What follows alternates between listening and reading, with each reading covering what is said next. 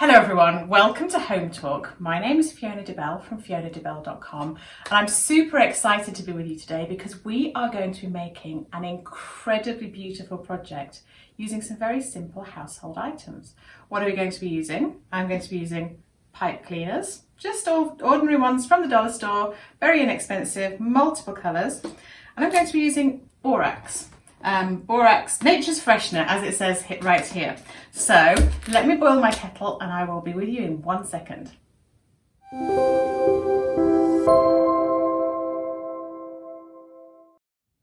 So I've just boiled my kettle because we are going to be making beautiful borax crystals. Absolutely gorgeous, very on trend right now. Everybody wants these kind of things in their home, so let's make some. So I have boiled my kettle because you really do need to have boiling water to make this work. I'm going to use and create a saturated solution. So it's approximately 4 tablespoons of borax per cup of water. So I'm going to start off with, and as you can see, very approximate amount. And where's my cup measure? My cup measure is here. So here we go. We're going to put 2 cups in here. I'm going to pour in the boiling water. And what we want to do is we want all of the borax to dissolve, but when it gets to the point where it's a saturated solution, there will be some borax left at the bottom of my jug of water. So I'm going to just mix this around, let the borax dissolve right here in this jug, and I can feel that it's already dissolved, so I'm going to keep adding, and I'm just going to keep on adding the borax until basically I'm just left with a little bit of borax solution, borax crystals, at the bottom of the jug. So let me continue adding these, and once I've reached that saturated solution point, we'll move on to the next step. I've created my saturated solution and we're going to do 2 versions of these beautiful crystals. We're going to do a version where we actually colour the borax solution, and you can use food dye, food gel. I'm actually going to use a liquid acrylic when I do mine. But to start off with, we're going to practice it and try it out using these coloured pipe cleaners. So let's start off. Now when you get your pipe cleaners, first of all you just need to wind them together. And what you need to make sure you do is that you don't have too big a gap in between these pipe cleaners when you actually just wind them together in no particular order. The size will be the size that it actually comes out once you've wound them together. But if you have big gaps in between, you will have gaps in your crystals. And the hotter the water, the bigger the crystals will be. So there we go. I'm going to just finish that off by taking a little bit of thread.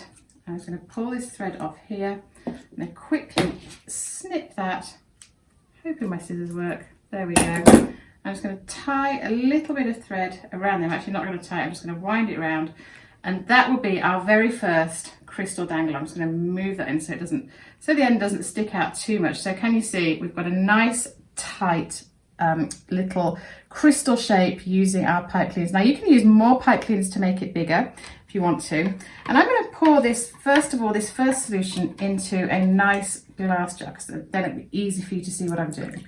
So let's pour that into here. There we go. And I will take a paintbrush, whoopsie, and I'm just going to measure because I don't want the crystal to actually touch the bottom of the jar, of the glass. I want it to make sure that it doesn't touch the bottom, otherwise we will get a little bit of a mess. So I'm going to just tie my crystal onto the end. Oh, a little bit fiddly. You can do this with string if you want to, if that's easier for you.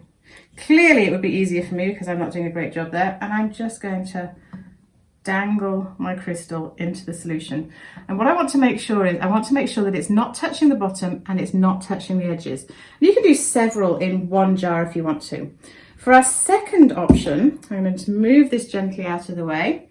For our second option, I'm going to take our solution here, and again, I'm going to pour it in straight into here, and I'm going to take a pre-prepared crystal using a white pipe cleaner, but in this solution I'm going to add a few drops of this liquid acrylic. And you could use, as I say, you could use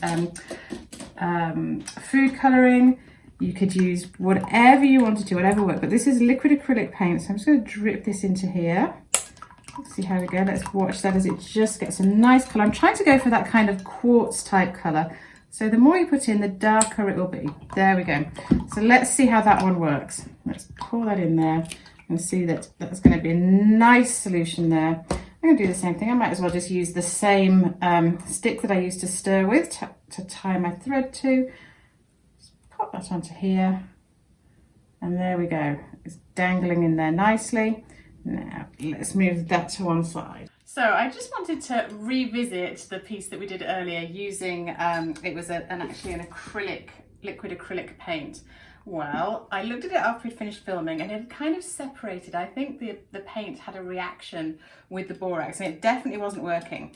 Now you can absolutely 100% do this with that kind of gel food colouring, but I'm going to try it with a little bit of alcohol ink just to see what happens. I don't know if it'll work or not, but that's why I'm here doing this, so you don't have to. So we're going to try this little experiment. We've got our other pieces ready to go, so I'm going to just add some purple alcohol ink to this. Let's see if well, it's taken the colour, so that's the important thing. So I'm going to add a little bit more to this solution, and then I am going to drop in, I will just use this knife that I have been stirring with as our little measure.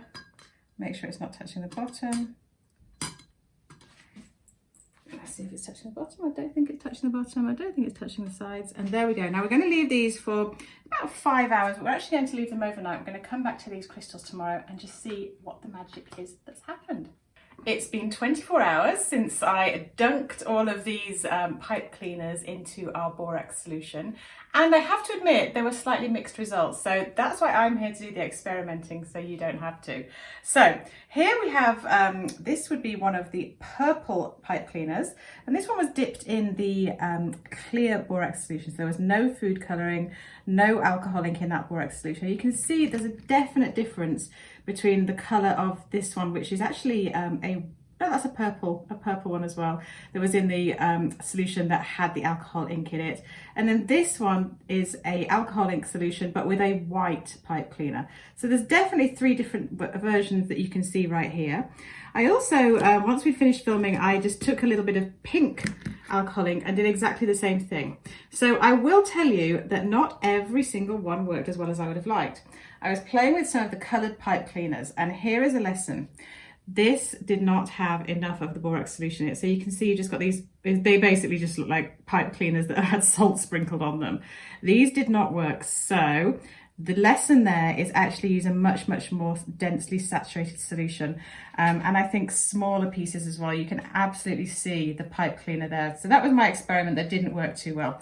The other tip I would give you would be to cover the heated water, so the hot water. When you've put your pipe cleaners in and they're being in there and they're just absorbing that solution, put a lid on top. It can just be a piece of paper, a magazine, but just let that be covered up. So I'm actually pretty thrilled with what we did here. I have mixed results, as I say, but some of these are just gorgeous. Look at this one, my kind of crystal starfish, absolutely beautiful. This one is just kind of like a geode almost. And then this one, this happened because these two were touching the bottom of the bowl that they were in, created this gorgeous, like really chunky crystal. And then this one, I actually took a piece of kitchen paper, cut out a circle, put it in the bottom of the bowl. And when it was all dry, when I poured the water out, I just pulled it out to see what would happen. So I'm going to paint that one for you. This one was in the bottom of the glass, so one of the glasses that I used. So you can use all of the pieces and all of these leftover bits of borax solution that I've got here. I know that I'm going to keep these because I will be using these in resin. I will be encasing these in resin at some point in the future. I'm sure we'll do something with that. So the next step of this process to make these look really super cute and pretty is to give them a little bit of pizzazz. So I've got some gold paint here. This is a Martha Stewart metallic, but I've also got a deco pen, like a gold leaf pen. It's an oil-based opaque metallic marker, paint marker. And I'm going to use both of these to show you just the effects that you can get to make these really pretty solutions. So I'm going to give this one a shake, and then we are going to take, I think, let's go with this guy. We'll take this one. I'm just going to show you how it works with the pen. So there's my pen. I'm just give it a quick dip down there, and then literally all I need to do, just add a little bit of gold around here, and you can see it makes all the difference in the world in terms of how beautiful and authentic this looks. And it's a very different look with this kind of pen to when I actually do it with the gold paint. So the gold paint, you see, it has a different sheen to it altogether. And if you're doing a larger area, then the gold paint is definitely the way you want to go. So I am going to finish these off. I'm going to decorate them. I'm going to make them, just stage them up to make a really, really pretty display. And having seen this kind of thing in places like Anthropology or any of those really high-end magazines, you always see this kind of thing in magazines where people are constantly kind of decorating with them and using them for staging. And they're super expensive. These things cost, when you buy them, I think they cost upwards of like this kind of size, maybe $40 or $50 for the real thing. And the really, really big ones can be hundreds and hundreds of dollars. So I'm just going to pop this onto the side where I've got a couple more that I've already painted around. And look, you can see here, this is the one, this is the purple pipe cleaner that was in the white, just the clear borax solution. That one turned out beautifully. These gorgeous like rose quartz. And look at this one again is from the bottom of a bowl. And I think they are going to look just stunning when we stage them all together in a nice bowl. So let me go and do that, and let's see how they look once everything is together, staged and looking beautiful. Well, my crystals have dried and they are surprisingly durable. My biggest problem now is deciding what I want to do with them. There are so many things that we could use them for. We could use them as handles on a jewelry box, as knobs on a little carton. We could even make them into jewels, who knows? But I think they make a really nice just centerpiece. I've got here an actual real piece of amethyst, which I thought would be quite fun to do a little bit of comparison for you. See what you think. I am pretty impressed myself, considering just how expensive these real gems are, as opposed to these little fake ones that we've made out of our borax, just using hot water and borax and the pipe cleaners. I hope you're going to have a go at this. Remember, you can just vary up the colors. You can choose all sorts of different colors, have fun with it, enjoy it. Something that you can do with the kids, show them the magic of science.